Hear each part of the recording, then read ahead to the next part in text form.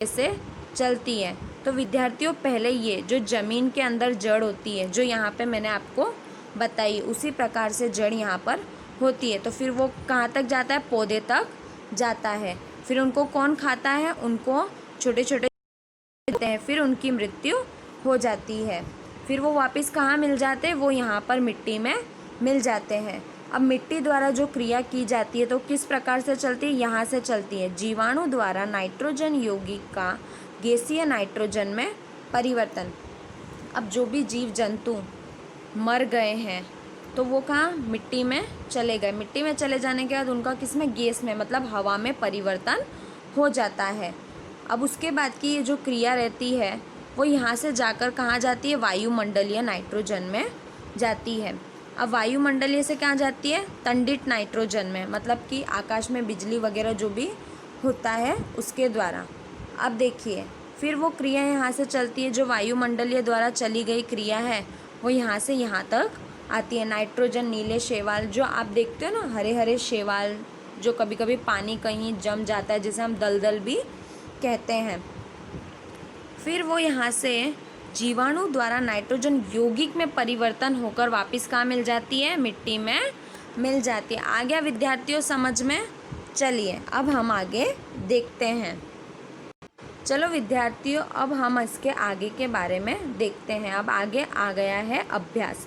अब पाठ हमारा समाप्त हो गया। अब हमें इसके अभ्यास के प्रश्नोत्तर के बारे में थोड़ी सी जानकारी लेनी है। चलो प्रश्न नंबर 1। प्रश्न नंबर 1, सूक्ष्म जीवों को खाली जगह की सहायता से देखा जाता है तो सूक्ष्मदर्शी यंत्र। प्रश्न नंबर 2, नीले हरे शैवाल वायु से खाली जगह का स्तरीकरण करते जिससे मिट्टी की उर्वरकता में वृद्धि होती है तो आएगा नाइट्रोजन। 3, अल्कोहल का उत्पादन खाली जगह नामक सूक्ष्म जीव की सहायता से किया जाता है। ईस्ट हैजा खाली जगह द्वारा होता है तो घेरुल मक्खी। चलिए प्रश्न 1 खत्म हुआ। अब प्रश्न नंबर 2। प्रश्न नंबर 2 में है सही शब्द के आगे सही का निशान हमें लगाना है। चलिए तो सही विकल्प आपको यहाँ पर बताए गए हैं और जिनके सारे उत्तर आपको यहाँ पर बता दिए गए हैं, आपको इसी प्रकार से लिखना है। प्रश्न नंबर 3, कॉलम 1 के जीवों का मिलन कॉलम 2 के दिए गए उन्हें कार्य से कीजिए। तो आपको यहाँ पर जोड़े मिलाने हैं इस प्रकार से। जीवाणु हैजा का कारक है, राइजोबियम नाइट्रोजन का स्तरीकरण है, लैक्टोबैसिलस दही का जमाना, ईस्ट ब्रेड की बैंकिंग, एक प्रोटोजोआ मलेरिया का कारक है, एक विषाणु एड्स का कारक है। अब आगे का प्रश्न, क्वेश्चन नंबर 4, क्या सूक्ष्म जीव बिना यंत्र की सहायता से देखा जा सकता है? यदि हाँ तो वो कैसे? आंसर, नहीं, सूक्ष्म जीव को हम बिना सूक्ष्मदर्शी यंत्र की सहायता से नहीं देख सकते क्योंकि सूक्ष्म जीव का आकार बहुत छोटा होता है। सूक्ष्म जीव को हमें केवल सूक्ष्मदर्शी नामक यंत्र से ही देखा जा सकता है। अब आगे का प्रश्न है प्रश्न नंबर 5। अब प्रश्न नंबर 5, सूक्ष्म जीवों के कितने मुख्य वर्गों में बांटा गया है और वो कौन कौन से हैं?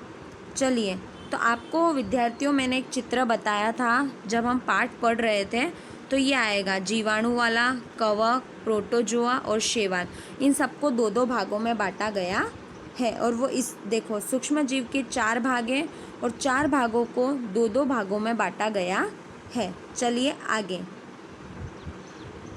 प्रश्न नंबर 6, वायुमंडलीय नाइट्रोजन का मिट्टी में स्तरीकरण करने वाले सूक्ष्म जीव का नाम बताओ। तो कौन सा जो सूक्ष्म जीव है जो स्तरीकरण करता है?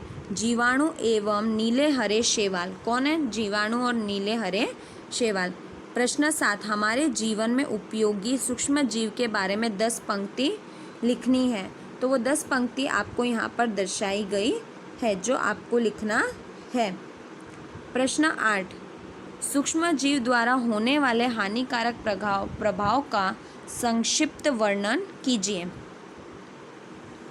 अब विद्यार्थियों आपको इनका संक्षिप्त वर्णन करना है। जो आंसर आपको यहाँ पर दर्शाया हुआ है। ये 1 2 3 4 5 6 7। ठीक है।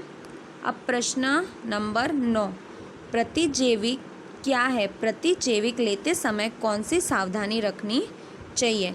प्रतिजैविक, जो प्रतिजैविक हमने देखा था कि जब हमें खांसी जुकाम बुखार हो जाती है तो उस समय हमें क्या एक इंजेक्शन लगाया जाता है या फिर कोई हमें एंटीबायोटिक दवाई दी जाती है, तो हम क्या करते हैं, उसे नियमित रूप से नहीं लेते हैं, उसे बीच में छोड़ देते हैं। तो डॉक्टर की सलाह से जो हमें दवाई दी जाती है तो उसमें कभी कभी क्या होता है, हमें नुकसान भी होता है। जब हम दवाई छोड़ देते हैं तो उसके बाद हमें एक बड़ी बीमारी का सामना भी करना पड़ता है। तो प्रतिजैविक मतलब एंटीबायोटिक गोलियां।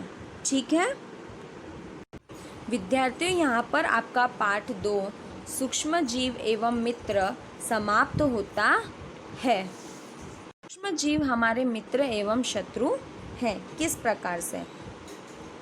तो विद्यार्थियों, हमने सारी जानकारी इस पाठ में ले ली तथा हमने प्रश्नों के उत्तर भी जान लिए। ये पाठ यहाँ पर समाप्त हुआ। धन्यवाद विद्यार्थियों।